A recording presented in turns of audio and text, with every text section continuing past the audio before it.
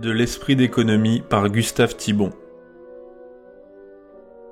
Les hommes mûrs d'aujourd'hui, encore imbus des principes du XIXe siècle, ont coutume de se lamenter sur la ruine à peu près complète de l'esprit d'économie dans les jeunes générations.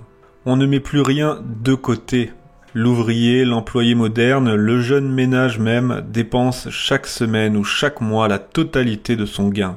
Cet empiètement sur l'avenir est la contrepartie dévorante de l'ancien esprit d'économie, c'est une prévoyance retournée. L'homme qui naguère réservé quelque chose pour le lendemain pouvait dire « l'avenir sera rempli de ce que j'amasse aujourd'hui ». Le gaspilleur moderne peut dire « l'avenir sera vidé de ce que je dévore aujourd'hui ».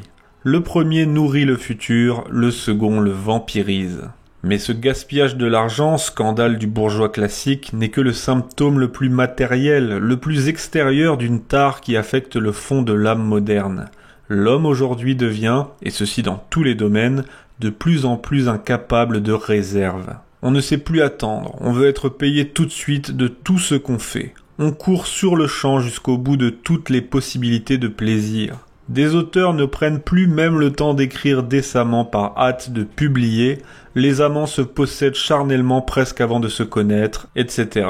Cette hâte est l'indice d'un profond épuisement des caractères. La force et l'équilibre interne d'un homme se mesurent à l'ampleur de l'écart que cet homme peut supporter entre son travail ou son amour et leur récompense. À la limite, l'homme consent à n'être jamais payé.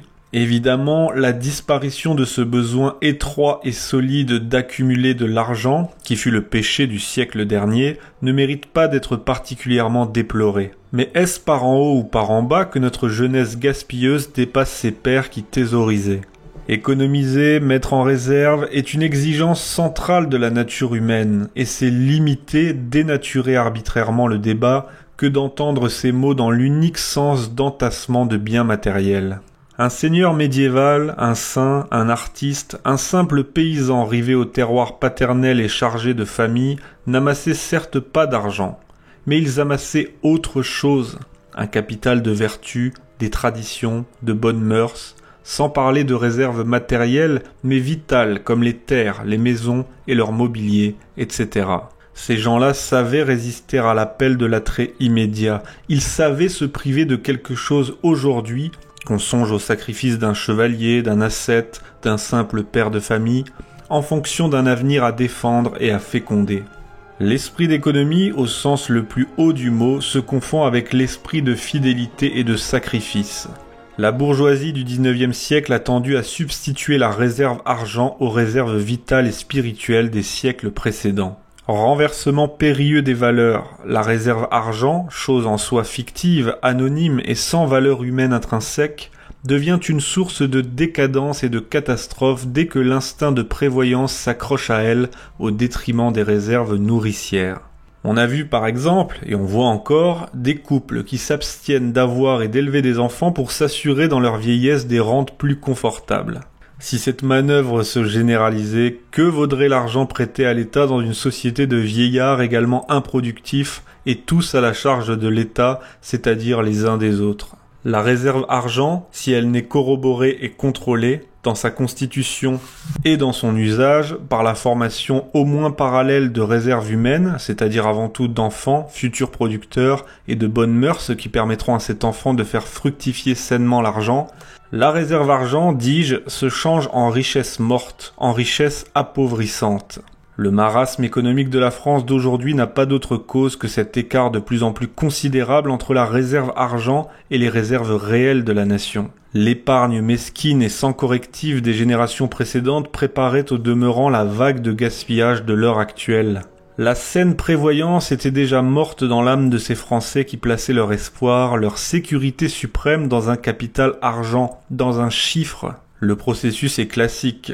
Toute vertu qui va disparaître commence par se matérialiser, par perdre la souplesse, la fluidité de la vie et se figer en idole inflexible et creuse. Ce qui doit pourrir durcit d'abord. La rigidité cadavérique précède la déliquescence. De même que la fausse pudeur enfante la débauche et le chauvinisme l'oubli de la patrie, la prévoyance morte des pères a donné naissance à l'imprévoyance absolue des enfants. Nous touchons aujourd'hui le bas de la pente. Psychologiquement, L'ouvrier, l'employé actuel qui n'économise plus se situe encore au-dessous des bourgeois égoïstes qui les ont précédés.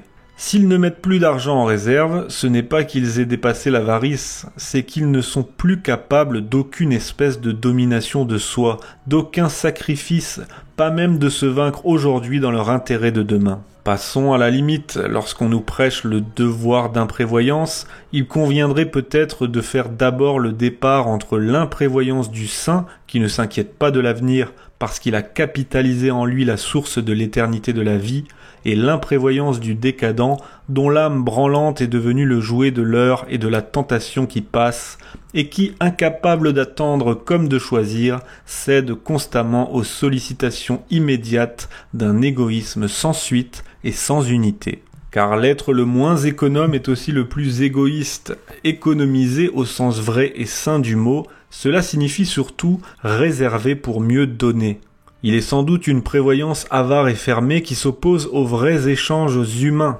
Mais son enfant légitime, l'imprévoyance absolue, est plus encore peut-être l'ennemi de la communion et du don. Dans l'ordre matériel comme dans l'ordre spirituel, la libéralité, la munificence ne sont possibles qu'à celui dont la sévère vigilance a su créer en lui ou autour de lui de fortes réserves. Ces vertus sont mortes aujourd'hui. L'homme n'a plus de réserve en lui, il se gaspille. Que vaut le don de lui-même, son amitié, son amour? Il n'a plus de réserve autour de lui, il gaspille son argent. Que lui reste-t-il pour un vrai luxe, pour les pauvres, pour l'Église, etc. L'extrême gaspillage qui ressemble en apparence à l'extrême détachement coïncide en réalité avec l'extrême égoïsme, avec la ruine totale de la générosité. Dans tous les domaines, celui qui gaspille le plus donne le moins.